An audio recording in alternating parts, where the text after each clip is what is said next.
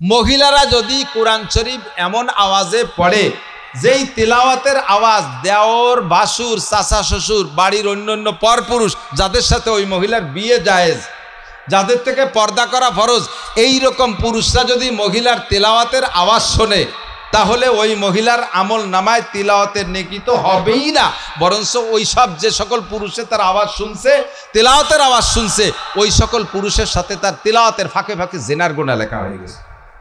অনেকদিন আগে একটা বয়ান করছিলাম, বয়ানের ভিতরে বলছিলাম যে হুজুর আলাইহিস সালাতু ওয়াস সালাম বলেন কওমে লূতকে আল্লাহ তাআলা আযাব দিয়ে ধ্বংস করে দিয়েছে।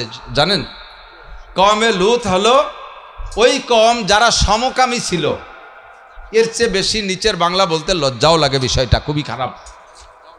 অনেকে সমকামী শুদ্ধ বাংলা বোঝে না, পুরুষে পুরুষে যৌন চরিতার্থ করা, এটা তো বোঝা গেছে। নারীতে নারীতে যৌন চরিতার্থ করা এটাকে বলে সমকাম। যার কি বলা হয় বীজ গাড়া হয়েছে কিছুদিন, অল্প দিনের ভিতরে বাংলাদেশে এই সমকামকে জায়েজ করার জন্য বাংলাদেশের অফিস খোলা হয়েছে। ভয় লাগতেছে কওমে লূতকে সমকামের কারণে আল্লাহ তাআলা গজব দিয়ে ডাবায় দিছে। এই 80 স্কয়ার মাইল জায়গায় যত মানুষ ছিল কওমে লূত, এদেরকে জিব্রাইল আর মিকাইল ডানায় দিয়ে খুঁজে উঠে আকাশে নিয়ে গেছে, আর ফেরেশতারা তাদেরকে বোমা মারিয়ে তুলো ধুনা পেশা করে জমিনটাকে উল্টোয়ে মাটির নিচে ডাবায় দিছে। এই জায়গাটা এখনো পর্যন্ত ডাবা আছে, সেটা সাগরে পরিণত হয়েছে। পানি কালো মিচমিচে, বিষের মতো বিষাক্ত পানি, ব্যবহারযোগ্য নয়। এই কওমে লূতকে সমকামের কারণে আল্লাহ ধ্বংস করে দিয়েছে। সেই সমকামের অফিস, সেই সমকামের লাইন বাংলার জমিনে খোলা হয়েছে। ভয় লাগতেছে, আল্লাহর গজবের ভয় লাগতেছে যে গোটা বাংলাদেশকে আল্লাহ তাআলা না ডাবায় দেয় এই গজবের কারণে, এই অন্যায়ের কারণে। আল্লাহ হেফাজত করুক, বলেন আমিন।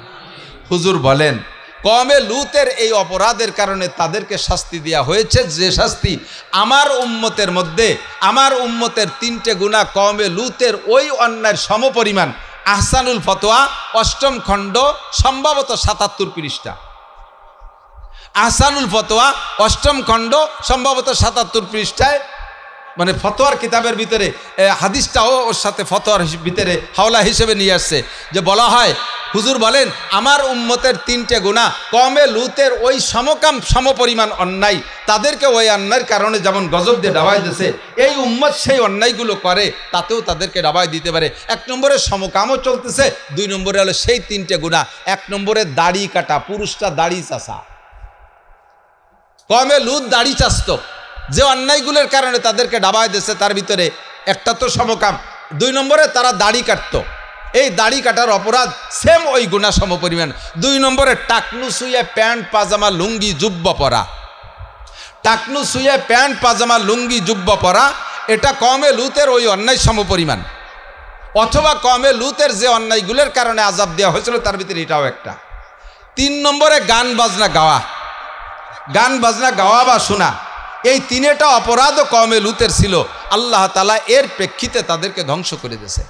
তো আমি বলার পরে একদিন একজনে বলতেছে হুজুর আমি তো এইটা কাহারও থেকে শুনি নেই, তা আমি যে কবে কোন জায়গা দেখছি তাও আমার হাওলা মনে নাই। জোর দিয়ে বলতে যে একটু দুর্বল হয়ে গেলাম, তা আমার হাওলা মনে নেই, ওরে তো বলতেই হবে। এবং উনি একজন ইসলামী মাইন্ডেরই লোক, উনি একজন ভালো লেখাপড়া ওখানে, এইটা কাহারও থেকে শুনি নেই, আপনি কথা কোত্থেকে বললেন? তো যেহেতু আর খুঁজে পাই না, মনেও নাই, লাস্টে চুপ করে গেলাম। বেশ কিছুদিন কইতাম না, গত রাত্রে পেয়ে গেছে আহসানুল ফতোয়া মোতালা করতে যাইয়া, যে দাড়ি কাটাওয়ালার যে মশালা, এই মশালা যে ইমাম সাহেব যদি দাড়ি কাটে পুরো চাইছিয়ে ফেলায় তাহলে তার পিছনে নামাজ পড়া হারাম। আর যদি ইমাম সাহেব দাড়ি সাইটে একটুক একটুক পিঁয়াজের দাড়ি, পিঁয়াজের ফসাদের দাড়ি হয় না, অটটুক সাইজ খাইজনে দাড়ি রাখে, বগলও যেটুক দাড়িও সেটুক, এই সাইজের ইমামের পিছনে নামাজ পড়া মাকরুহে তাহরিমি। এই বলতে যাইয়া লম্বা আলোচনা আহসানুল ফতোয়া রশিদ আহমদ লুধিয়ানি রহমতুল্লাহ আলাইহে বর্ণনা করেছেন। যে কথাটা বলতেছি যে মাঝে মাঝে এরকম বলে ফেলাই, হাওলা কোনো না কোনো জায়গা আছে, আমার মনে থাকে না থাকার কারণে হাওলা দিতে পারি না, তারই একটা আজকে বললাম। মহিলা তেলাওয়াতের ভিতর দিয়ে, মনে আছে নাকি? মহিলা তেলাওয়াত করতেছে, তেলাওয়াতের ভিতর দিয়েই কোরআন মানে না, তেলাওয়াত করতেছে রেবার আয়াত, সুদের আয়াত, মহিলা সুদের আয়াত তেলাওয়াত করতেছে, আহাল্লাল্লাহুল বাইয়া ওয়া হারামার রিবা। পুরুষও তেলাওয়াত করতেছে আহাল্লাল্লাহুল বাইয়া ওয়া হারামার রিবা। আল্লাহ ব্যবসাকে হালাল করেছে, সুদকে হারাম করেছে। বলেন ব্যবসা, ব্যবসা, সুদ জোরে, আরো জোরে। সুদের ওয়াজিব নাকি আমরা বলে ছাড়িয়ে দিছি? কার কারণে ছাড়ছি তা করতে পারি না। আগেও ছাড়ি নেই, এখনো ছাড়ি নেই, ভবিষ্যতে যতদিন মাঠে আল্লাহ রাখে আর কিছু বলি না বলি, বেপর্দার সুদের বিপক্ষে বলিই যাব আর নামাজের পক্ষে বলে যাব। কথা বলুন ঠিক কি ঠিক না? রাজনীতির মাঠ পালি সেদিন করব, কিন্তু এই নীতিটাই যে আমি করব।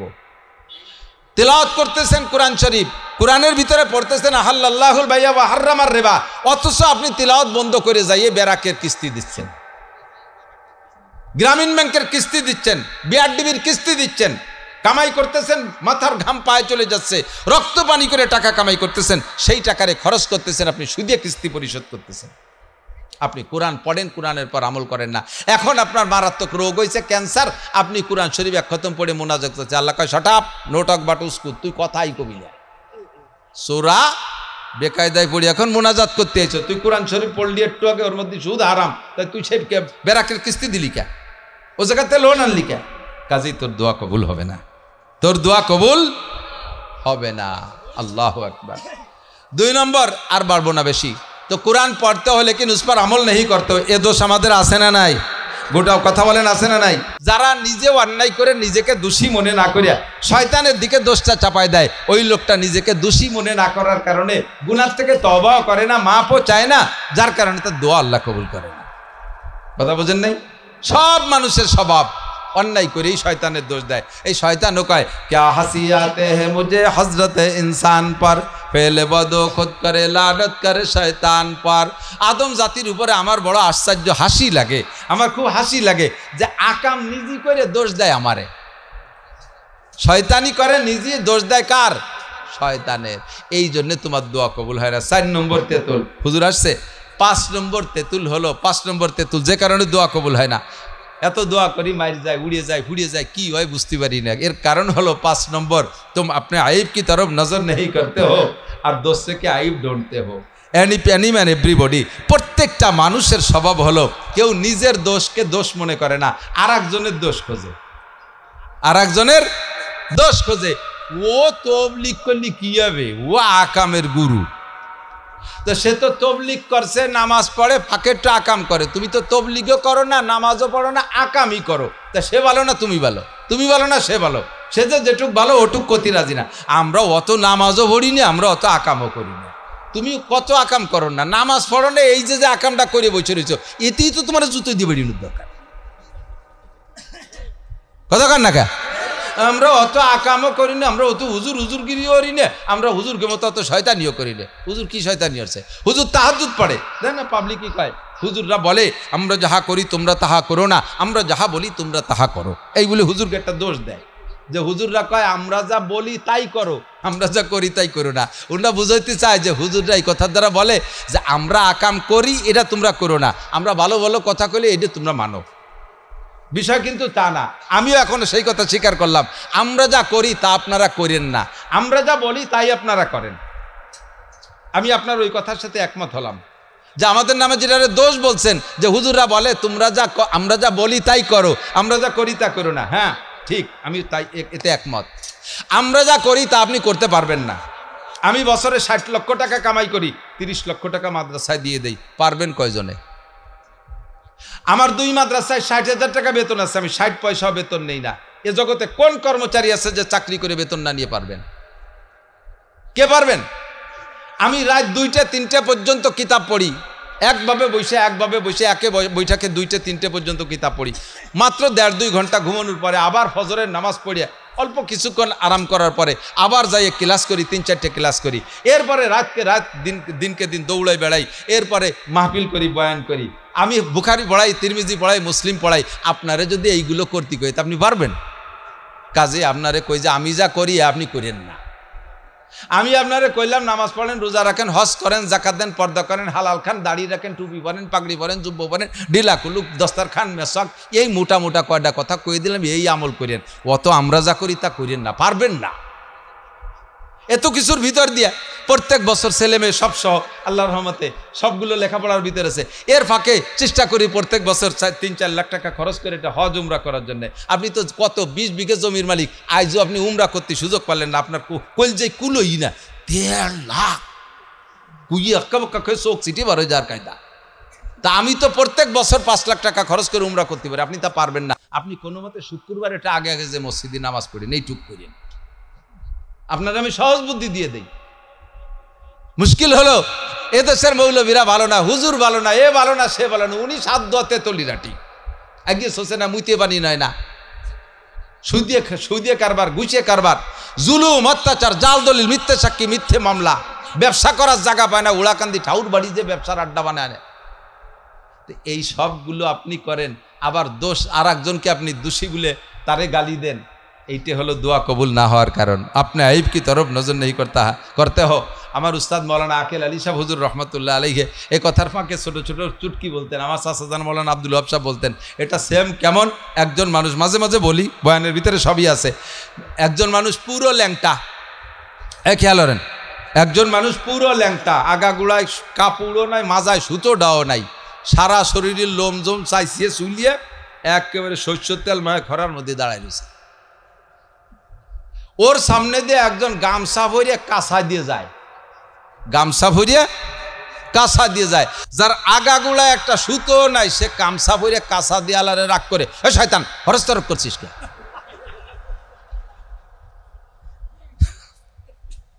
কোন দিনে কি করতে, তুই কি তরক করছিস? ওর আউগুলা কেড়ে কোনো জায়গাটা সুতো নাই, সে গামছা বইরে কাঁচা দিয়ে আলারে কয় ফরজ তরক করছিস কে? আছে না নাই? কথাক্ষণ আছে না? এই স্বভাবের মানুষ আছে না? শেখ সাদি রহমতুল্লাহ আলাইহি বলেন, হামা কাসরা আকলে খুতবা কামাল নুমায়াদ অফরজন্দে খুতবা জামাল।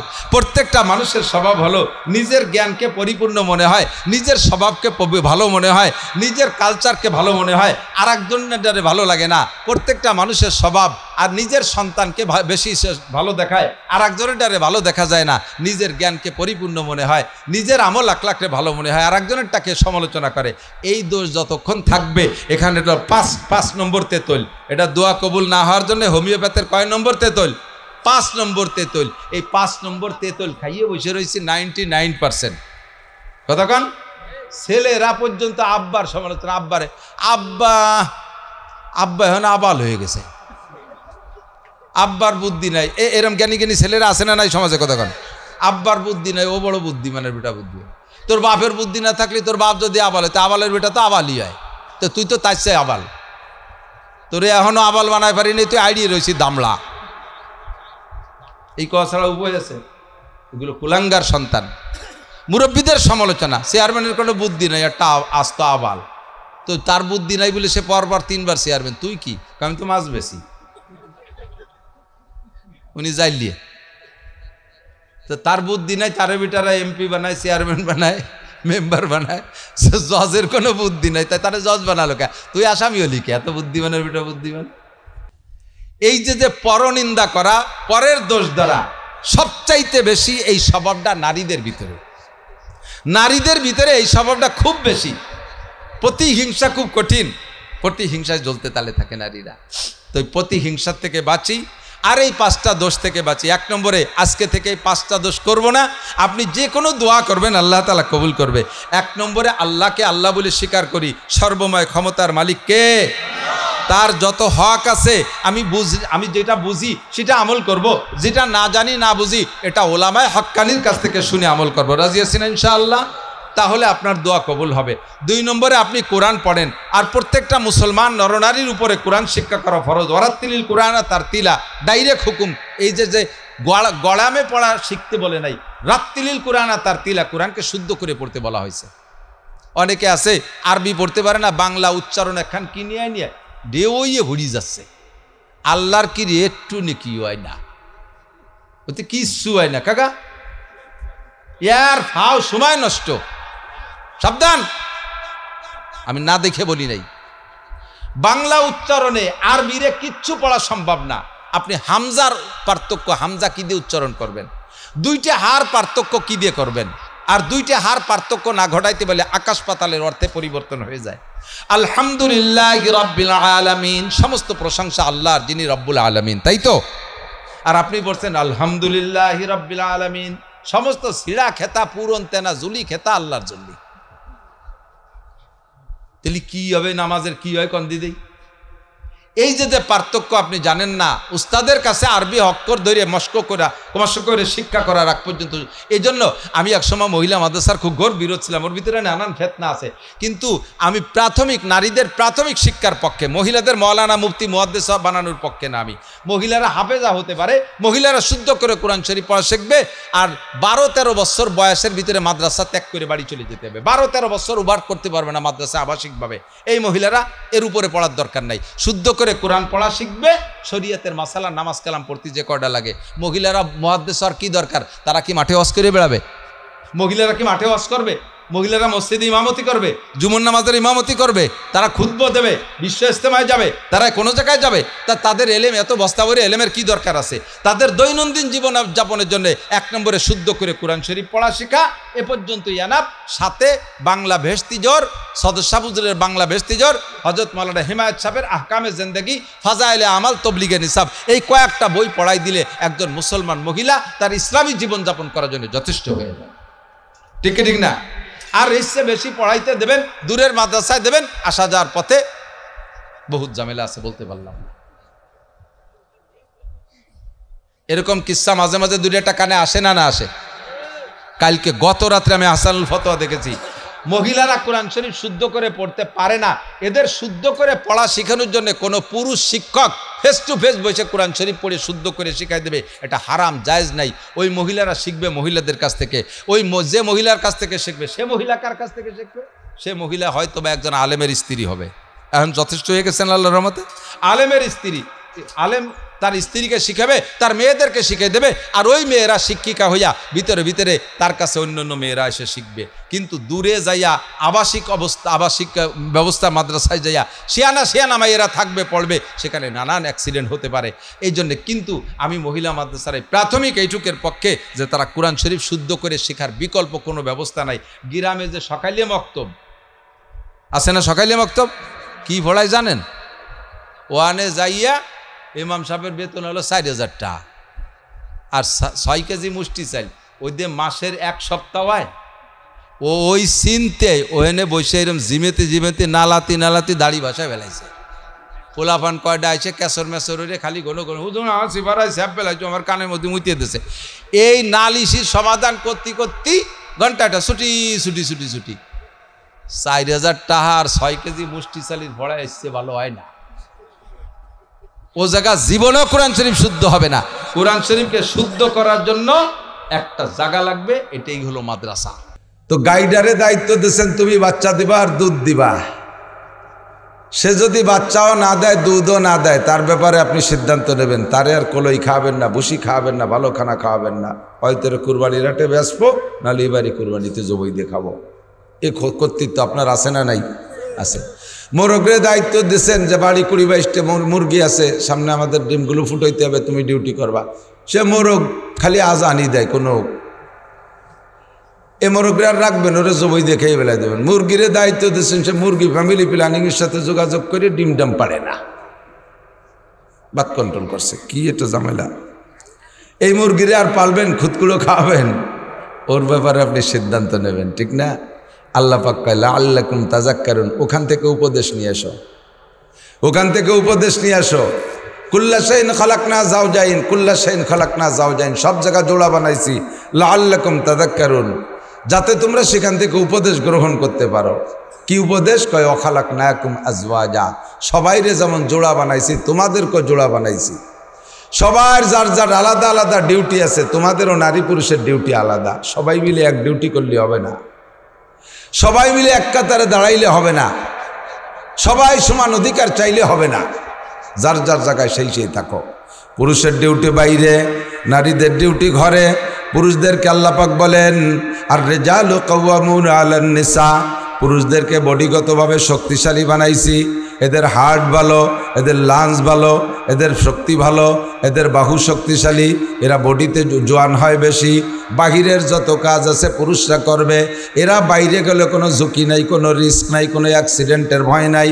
ট্রাক চালাবে পুরুষ, বাস চালাবে পুরুষ, খেতে কাজ করবে পুরুষ, মাঠে কাজ করবে পুরুষ, সাগরে কাজ করবে পুরুষ, জঙ্গল কাটবে পুরুষ। বাহিরে যত কাজ আছে সব পুরুষে করবে। মেম্বার হবে পুরুষ, চেয়ারম্যান হবে পুরুষ, উপজেলায় যাবে হবে পুরুষ, এমপি হবে পুরুষ, মন্ত্রী হবে পুরুষ, প্রাইম মিনিস্টার পুরুষ, প্রেসিডেন্ট হবে পুরুষ, জজ হবে পুরুষ, ডিসি হবে পুরুষ, আরে পুলিশ হবে পুরুষ, আর্মি হবে পুরুষ, সব বাইরের কাজগুলো পুরুষরা করবে। আর আমি ভাগ করে দিচ্ছি নারীদের কাজ কোন জায়গায়, ওয়াকারনা ফি বুয়ুতিকুন্না ওয়ালা তাবাররাজনা তাবাররুজাল জাহিলিয়াতিল উলা। মহিলা তুমি বড় নরম জাতি, তুমি বড় আদরের জাতি, তুমি বড় মায়ার জাতি, তোমাকে নিয়ে ঝুঁকি আছে, তোমাকে নিয়ে রিস্ক আছে, তুমি থাকবা ঘরের ভিতরে, তোমার ডিউটি ঘরের ভিতরে, তুমি ওখানে থাকো। দেখো মুরগি তার দায়িত্ব যথাস্থানে পালন করে, গাভীটা তার দায়িত্ব যথাস্থানে পালন করে, একজনে আর একজনের জায়গায় যাইতে চায় না। নারীরা থাকবা ঘরের ভিতরে, তোমাদের ডিউটি হলো প্রত্যেক 3 বছর পর পর, 3, 4, 5 বছর পর পর একটা নেক সন্তান দিবা, শামসুল হক ফরিদপুরি দিবা, বাহিদদের আব্দুল আজিজ সাহেব দিবা, আরে আশরাফ আলী আকরাম আলী জন্ম দিবা, আব্দুল গফ্ফার দিবা, শেখ মুজিবুর রহমান দিবা, জিয়াউর রহমান দিবা, এরশাদ সাহেব দিবা, দামি দামি নেক সন্তান তুমি প্রোটেকশন দিবা। তোমার দায়িত্ব এইটা।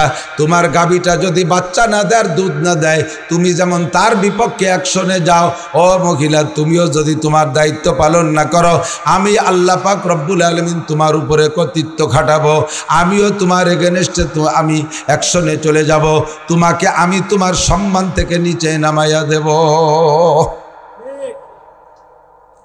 তোমার কাজ তুমি করবা। আমি সৃষ্টিগতভাবে একই ম্যাটেরিয়াল দিয়ে নারী আর পুরুষকে সবাইরে বানাইছি। আবওয়াতেশ কাকো বাদো বান্দান বামানো তো মুর্দাবা হক জিন্দান। পুরুষকে বানাইতে 4টে জিনিস ব্যবহার করেছে, আগুন, পানি, মাটি, বাতাস।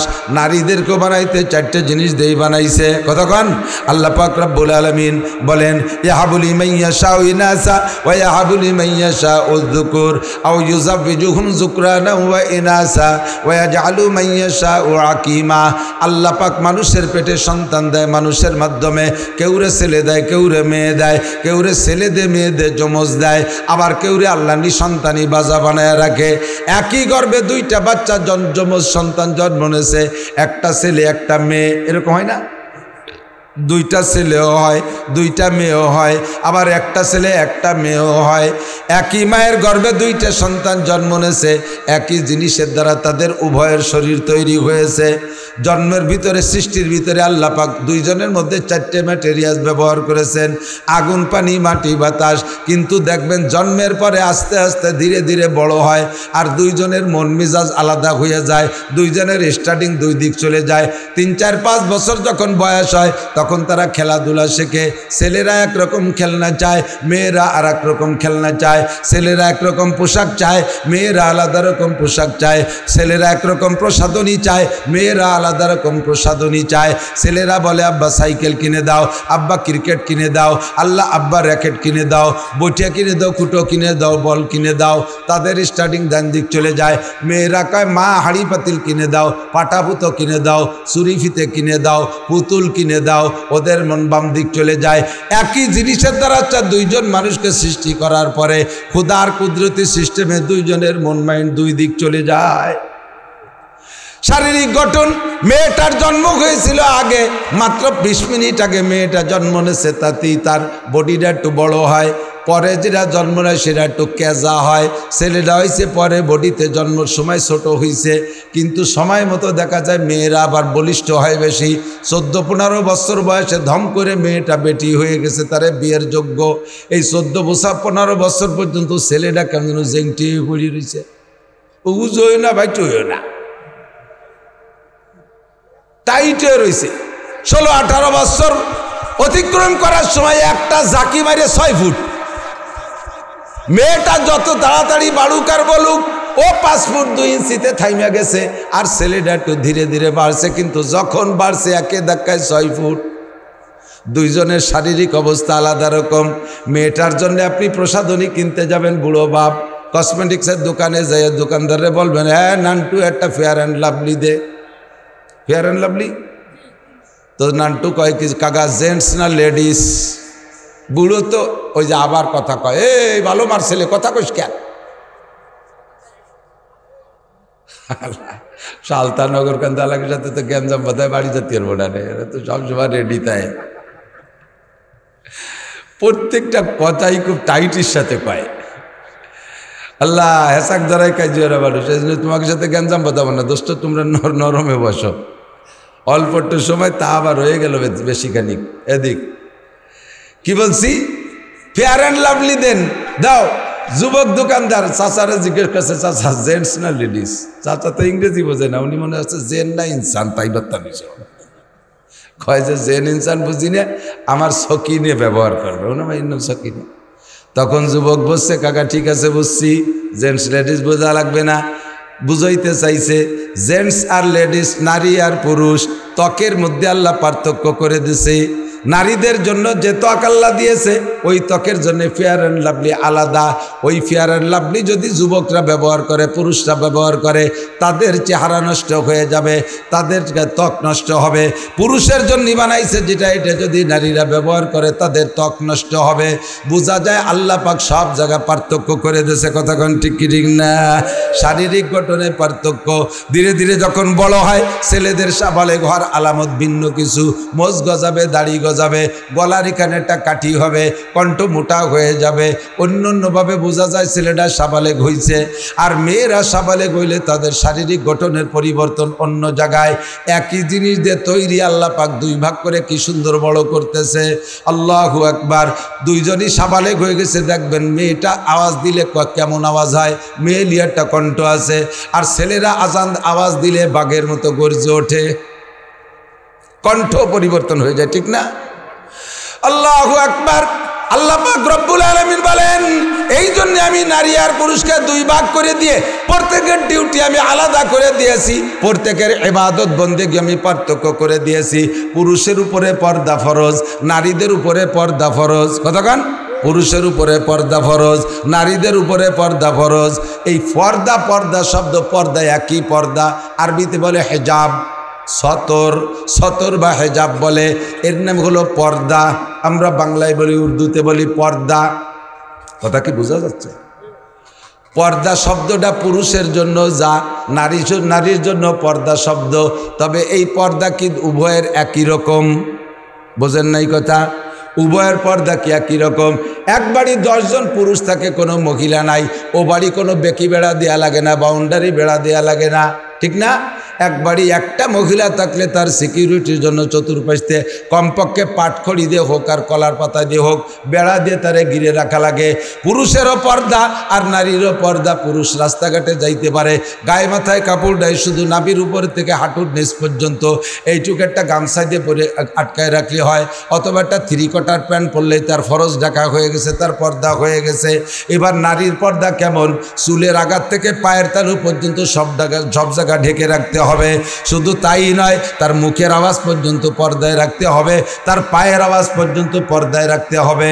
এমন বাড়ির 4 দেওয়ালের ভিতরে হাঁটবে মহিলা, পায়ের আওয়াজ যেন এমন শব্দ না হয় যে শব্দের আওয়াজ অলটপকায় বাইরের পুরুষের কানে যায়। শরীরে এমন একটা ঝাঁকুনি যেন না হয়, অলঙ্কারের ঝনঝনি শব্দ পর্দার আড়ালে বাউন্ডারি বেড়ার বাহিরে পর পুরুষের কানে যায়। মহিলা যদি দিনে রাত্রে তিলাওয়াত করে, কোরআন শরীফও তিলাওয়াত করে, ওই তিলাওয়াতের আওয়াজ যদি অলটপকায় বাইরের কোনো পুরুষের কানে যায়, যতজন পুরুষে তার তিলাওয়াতের আওয়াজ শুনবে, ওই মহিলা তিলাওয়াতের নেকি তো পাবেই না, পাবে না, বরঞ্চ অতজন পুরুষের সাথে তিলাওয়াতের সময় তার জিনার গুনাহ লেখা হবে। অথচ পুরুষে তিলাওয়াত করবে জোরে জোরে, পুরুষে আওয়াজ করে তিলাওয়াত করবে। পুরুষের তিলাওয়াতের মধ্যে জোর হইলে দোষ নাই, বরঞ্চ জায়গায় জায়গায় জোর হইলেও ভালো। আর মহিলার আওয়াজ জোরে হইলে তিলাওয়াতের মধ্যে গুনাহ হবে। পুরুষে মুনাজাত করবে, কান্নাকাটি করবে, চিল্লাই কাঁদতে পারে, কিন্তু মহিলা যদি ঘরের মধ্যে মুনাজাত করে চিল্লাইয়া, তার ওই মুনাজাতের আওয়াজ যদি বাইরে রাস্তাতে পর পুরুষরা শোনে, যতজন পুরুষে শুনবে মুনাজাত তো তার আসমানে যাবেই না, অতজন পুরুষের সাথে তার জিনার গুনাহ লেখা হবে। লাআল্লাকুম তাযাক্কারুন। হে মহিলা, সব জোড়ার থেকে তুমি শিক্ষা গ্রহণ করো। তোমাদের ইবাদত তোমরা বুঝে নাও, পুরুষের ইবাদত পুরুষে বুঝে নাও। পুরুষে যত ওপেন জায়গা খোলা জায়গায় ইবাদত করবে তার তত নেকি বেশি হবে।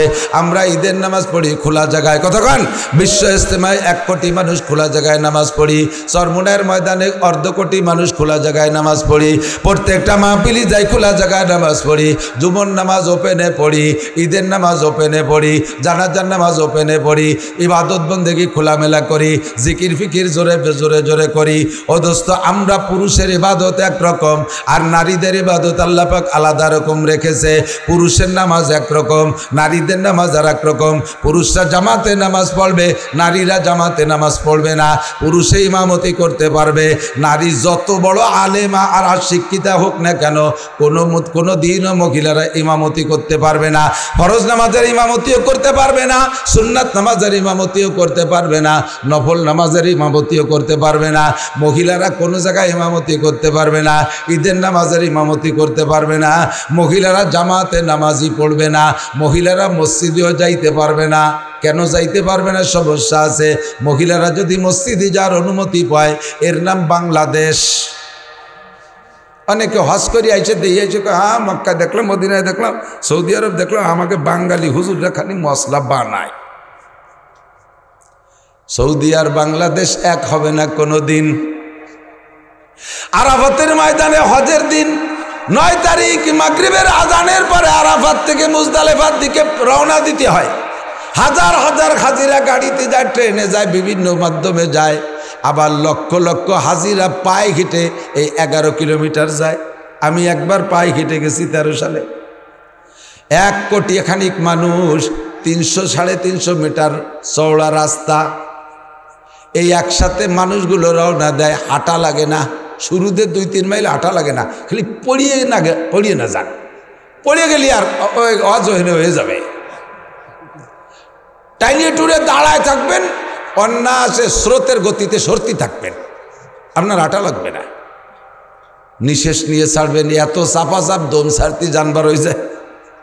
উপর দিয়ে হেলিকপ্টারে করে পানি ছাড়ে, আবার পাইপের মাথায় এরকম 5টা করে সিক দিয়ে আছে, তার মাথায় দিয়ে পাইপ দিয়ে পানি ছাড়ে, শিশিরের মতো ঠান্ডা পানি। তারপরেও মানুষ গাইমে যায়। নারী আর পুরুষ একসাথে গায়ে গায়ে ধাক্কা ধাক্কি ঠাসাঠাসি করতে করতে যায় রাতের বেলা। 11 কিলোমিটার পথ যাওয়া লাগবে মুজদালিফা। রাতের অন্ধকারে রাতের বেলা এই 11 কিলোমিটার পথ মানুষে যাইতেছে। পাকিস্তানি, মিশরি, ইরানি সুন্দরী সুন্দরী যুবতী মহিলারা পুরুষের সাথে এমন করে ঠেলাঠেলি ঠাসাঠাসি করতে করতে হাঁটে। অথচ একজন পুরুষের মনের ভিতরে, একজন পুরুষের মনের মধ্যে ওই সংক্রান্ত কোনো কুচিন্তা আসে না। একটা মহিলার অন্তরের মধ্যে এমন কুধারণা আসে না। ওই জায়গাটা এমন হাঁটাহাঁটির ভিতর দিয়ে শুধু হাসরের মাঠের কথা মনে পড়ে। ও আল্লাহ, মাত্র এই কয়জন মানুষ আছে, তাই ময়দানের এই অবস্থা। আর আদম থেকে কিয়ামত পর্যন্ত মানুষ দুনিয়ায় একটা ময়দানে জমা হবে, হাসরের মাঠ। ওই দিন কেমন অবস্থা হবে এই কল্পনাটা ভিতরে থাকে। আর জোরে জোরে তলবিয়া পড়তে থাকে, লব্বাইক আল্লাহুম্মা লব্বাইক লব্বাইক লা শারীকা লাক লব্বাইক ইন্নাল হামদা ওয়ান নি'মাতা লাকা ওয়াল মুলক লা শারীকা লাক। এই তলবিয়া পড়তে পড়তে যায়। কতদূর হাঁটতে হাঁটতে মেয়েরা ক্লান্ত হয়ে গেলে পাহাড়ের গায়ে তারা বসে থাকে, শুয়ে থাকে, কিছুক্ষণ রেস্ট নিয়ে আবার যায়। রাতের বেলা দেখা যায় ওদেশে তো বিদ্যুতের অভাব নাই, সব জায়গায় লাইট আর লাইট। দেখা যায় পাহাড়ের গায়ের নিচে উপর পর্যন্ত মেয়েরা মৌমাছির মতো পড়ে রয়েছে, পাশে ছেলেরাও শুয়ে রয়েছে। আল্লাহর কসম, সেই থেকে নিয়ে যেদিন থেকে দুনিয়ায় হজের কার্যক্রম শুরু হয়েছে আজকে পর্যন্ত একটা দুর্ঘটনা, অ্যাক্সিডেন্টের খবর শোনা যায় নাই। এবার সে কথা কয় কারা? বাড়ি জরুরি কথা হলে মাইকে কও, সবাই শুনি, আর না হলে কইও না। আল্লাহু আকবার। আমার দিক তাকান। আর বাংলাদেশে আপনারও জানা আছে, আমারও জানা আছে, আমি তো সারা বাংলাদেশ ঘুরি। মসজিদের ছাদের উপরে বসে গাঁজা বা হিরোইন খায়, মসজিদের ছাদের উপরে বসে জিনা করে, মেহরাবের মেম্বারের আড়ালে বসে জিনা করছে, খবর আমার কানে। আল্লাহ পাক যদি মানুষের মতো এরকম হতো জাগায় দুইটারে একেবারে কুরবানি দিয়ে ছেড়ে দিত। আল্লাহ কায় সানাস্তাদরিজুহুম মিন হাইসু লা ইয়ালামুন ফামাহিলিল কাফিরিনা আমহিলকুম রুয়াইদা। আমি আপাতত সুযোগ দিয়েছি, দেখি কত উপরে উঠতে পারো। উপরে যত উঠা হবে আষাঢ়ে তত জোর বেশি হবে। এই জন্যই তাৎক্ষণিকভাবে আমি মসজিদের মধ্যে আক্রমণ করি না। কিন্তু মসজিদের মধ্যে অ্যাক্সিডেন্ট, মসজিদের ছাদের উপরে দুর্ঘটনা, ঈদগার মধ্যে বসে গাঁজা বা ফেনসিলিল হিরোইন খায়। বাংলাদেশ, এর নাম বাংলাদেশ। রাস্তা দিয়ে চলতে গেলে কত ঝুঁকি আর রিস্ক। রাতের বেলা একটা সুন্দরী মেয়ে 10 কিলোমিটার হেঁটে যাবে, তার নিরাপত্তা দেওয়ার মতো বাংলাদেশ সরকারের কোনো ব্যবস্থা নাই। কথা বলেন ঠিক কি ঠিক না? ওই ইজ্জত নিয়ে বাড়ি যাইতে পারবে কিনা টেনশন আছে। মেয়েদেরকে ঢাকা বিশ্ববিদ্যালয়ে পড়তে দেন আব্বারা, নিজেরা তো আল্লাহ বিল্লে করেন, কিন্তু মেয়েগুলো কতটুকু নিরাপদ আছে আপনি জানেন না। এর নাম বাংলাদেশ। যদি মহিলাদেরকে মসজিদে যে নামাজ পড়ার অনুমতি দেওয়া হইতো, কত যে অ্যাক্সিডেন্টের খবর আসতো। এক তো তাদের এই শ্লীলিত হানির অ্যাক্সিডেন্ট, 2 নম্বরে আর একটা সমস্যা আছে, মহিলাদের সাথে থাকে ছোটো মোটো বাচ্চা কাচ্চা, মসজিদে যাইয়া পেশাব পায়খানা করে নষ্ট করে। হজে যারা গেছেন তারা থাকলে সাক্ষী দেন, বিশেষ করে মদিনায় দেখবেন, মদিনায় মসজিদে নববীতে এই পেশাব করিয়ে পায়খানা করিয়ে পোলাপান নষ্ট করে ফেলাইছে। আর তাই বারবার ঝাড়ুদাররা খাদেমরা পরিষ্কার করতেছে, বলার তো কায়দা নেই। বিদেশ থেকে পোলাপান নিয়ে গেছে, একটুকে এমা ডিম আন্ডা বাচ্চা চোখ ফুটে নাই, তাই নিয়ে গেছে হজ করাতে, জন্ম হাজি এইগুলো করাতে নিয়েছে, মসজিদ নষ্ট করে ফেলায়। হাদিসে আসছে আল্লাহ নবী বলেন, বাচ্চাদের মসজিদে নেওয়া আর নামাজ পড়ানোর বয়সও হুজুর সীমারেখা দিয়ে দিয়েছে। একটু এসে গেল বলে যাই, খেয়াল করেন। মুরু সিবিয়ানাকুম বিসসালাতি ওয়া হুম আবনাউ সাবঈ সিনিন।